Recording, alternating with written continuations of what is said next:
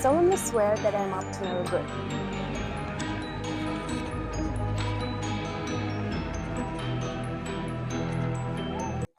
What are 31 colleges of Cambridge? Isn't it just Cambridge University? Well, these are 31 different castles where students live but don't study. Imagine these are the houses of Harry Potter, but instead of 4, we have 31. I asked students from all 31 colleges to show us around their castles. We will visit the library, the formal hall, the student rooms, and all of the other hidden places.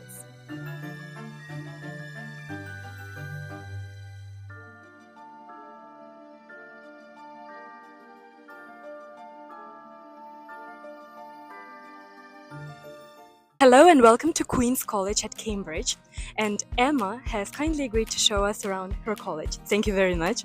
And my first question is, what's the story behind the name of the college? Is it one queen or many queens? Well, thank you very much for having me. I'm going to have such fun taking you around Queen's today. I love my college, it's obviously the best one. So it's actually Queen's apostrophe after the S because it was founded by 2 queens, Elizabeth Woodville and Margaret of Anjou. So one of them set it up first and then another one joined in.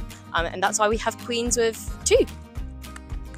And before we start the actual tour, how could you describe your college in 3 words?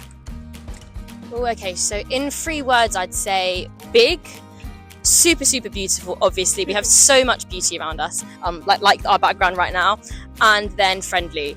Everyone here is super nice and we have such a lovely community here. So let's start the tour. So here we are on the famous mathematical bridge of Queen's. It's one of Cambridge's most famous landmarks and most well known to tourists. The punters love saying lots of different stories as they go past here. One of them includes that the bridge was originally built without any nuts or bolts.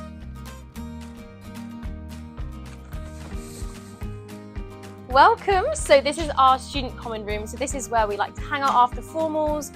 There's loads of board games, there's a mini fridge, there's a kitchen and there's a pool table. So this is where we hang out. This is fantastic, and you have the view. Yes, there's a beautiful view of the mathematical bridge. Do you often hang out here? Yes, yeah, so after formals normally, or just when you want to relax and kind of have a bit of a chill time and just hang out with friends, read a book, watch some TV. So here we are at Old Hall. It's one of 2 of our formal halls. This one's reserved for really only special occasions, for example, boat club dinner or music society dinner, or even guest formals where you can bring a guest. And these formals are really special because they're either 3, 4 or even 5 courses sometimes. So this is our other formal hall. This is where we have breakfast, lunch and dinner. It's called the Buttery. It's really nice and the food's really cheap because it's subsidised. So it's £3 for a main and 2 sides. And then if you don't want to eat here, we also have bar food that you can eat. And then if you don't want to eat that, then you can also have, you can cook your own food in what we call a jip, which is basically just a small kitchen. So here we are on the top floor of our library. It's actually the smallest college library, but it's super nice to study in here and there's normally space. Fun fact is that it used to be a chapel, so as you walk in there are actually some gravestones on the floor. And then this is actually one of 2 of our libraries. We have an old library that's just purely reserved for rare books that we don't normally get to go into.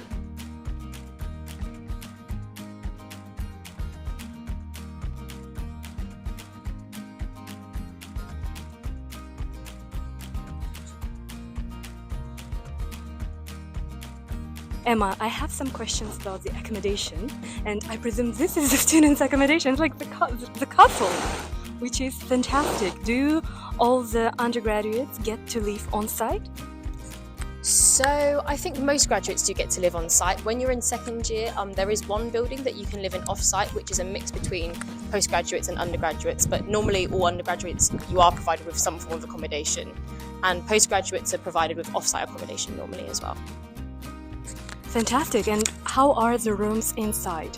The college is quite old. Are the rooms old as well? So it really depends on what sort of rooms they are. The rooms here are slightly older, they're a bit more wooden, but then on the kind of lighter side of college of all the newer buildings, it's kind of all ensuite, private bathroom, and they're a lot more modern and kind of modern style. And do all the PhD students get the accommodation secured? So I'm not really too sure, but I think it depends case to case.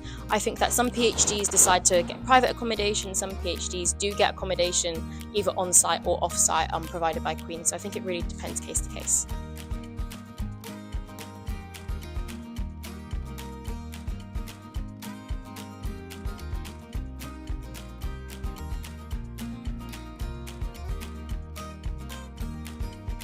So this is the bar / the cafe. During the day, it's a cafe and a nice study space to be in. And then in the evening, it turns into a bar, which we have right behind us just here. We have the famous Queen's Green cocktail, which is super, super nice. It's like a greeny coloured sweet cocktail with lemonade in it. And then we also normally come here after formals, just anytime you fancy some time with friends, and then also to play pool and foosball. Mischief managed. Thank you for watching. I hope that you enjoyed the tour. Watch other 30 colleges tour on my channel. And in the end, you will have a bonus tour around a hidden college of Cambridge.